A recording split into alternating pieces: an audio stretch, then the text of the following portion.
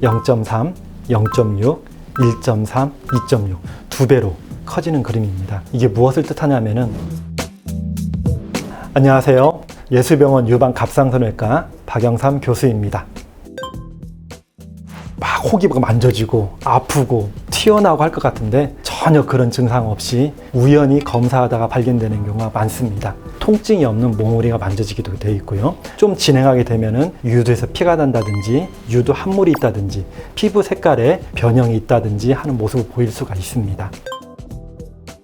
처음에 유방이 불편해서 병원에 방문하면 저희는 문진, 촉진, 그리고 검사를 진행하게 됩니다. 아기를 언제 낳았습니까? 언제부터 아팠습니까? 그리고 생리는 언제 끝났습니까? 모유 수유를 얼마나 했습니까? 마지막 출산은 언제 했습니까? 그런 걸 물어보게 됩니다.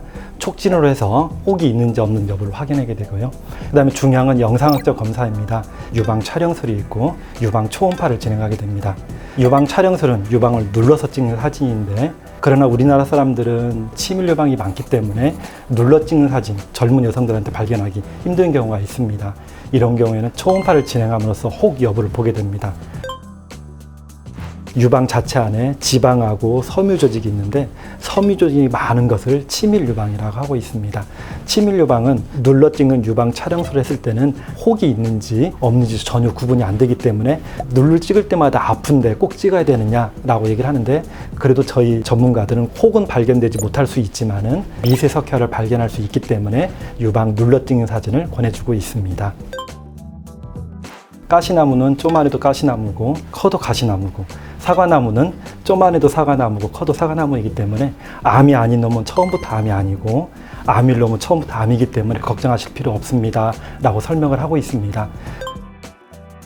생리가 끝나고 일주일 안에 유방이 부드러울 때 검사하는 방법이 있고요. 폐경이 되었다든지 생리가 없는 분들은 매월 하루를 정해서 정기검진을 하는 게 좋습니다.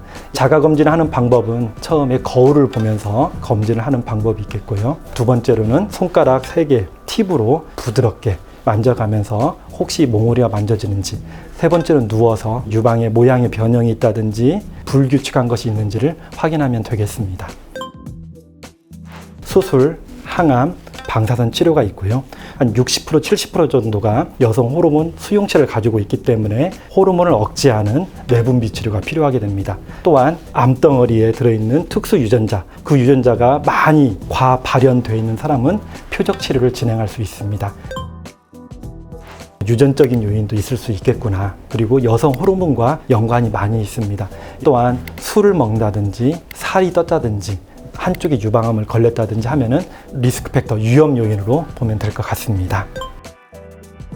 유방암은 순환암입니다. 치료만 잘 받으면 완치율도 높고 오랫동안 잘 살 수 있다고 보면 될 것 같습니다. 치료 후에 전이가 잘 되는 것은 폐가 한 25% 정도, 간도 한 25% 정도, 뼈도 한 10에서 15% 정도가 전이가 되고요.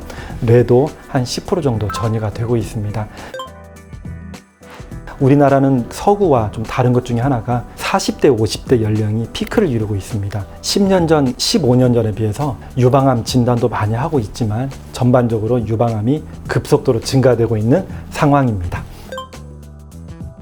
이것저것 듣다 보면 먹을 것이 거의 없는데요. 저는 환자들한테 상식에 준해서 드십시오.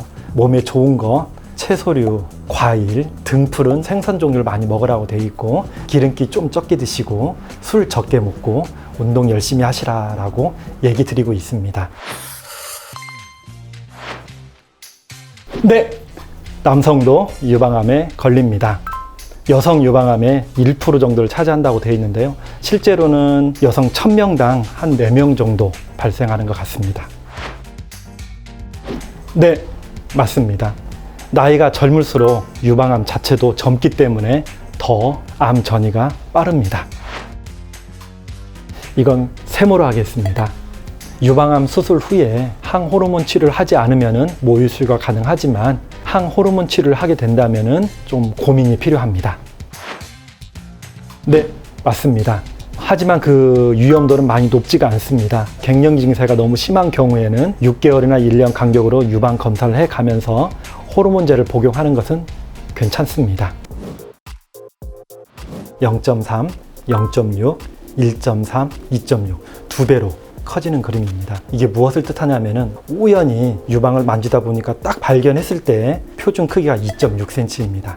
그렇지만 내가 자가검진을 한 달에 한 번씩 하다가 지난달에는 안 만져졌는데 이번 달에 만져졌네 했을 때의 평균 크기는 1.3cm입니다. 그리고 유방 촬영술, 유방 초음파를 어쩌다 한번 딱 했었을 때 발견된 표준 크기는 0.6cm이고 정기적으로 유방 촬영술을 했었을 때 발견된 평균 크기는 0.3cm입니다. 이게 왜 중요하냐면은 2cm가 넘어가면 2기가 되는 거고 2cm 이하로 가면은 1기가 초기가 되는 것입니다. 예방도 중요하지만 유방암을 조기에 발견해서 치료하게 되면은 유방도 살릴 수 있고 삶의 질도 높일 수가 있습니다. 자가검진을 꼭 잘 했으면 좋겠습니다.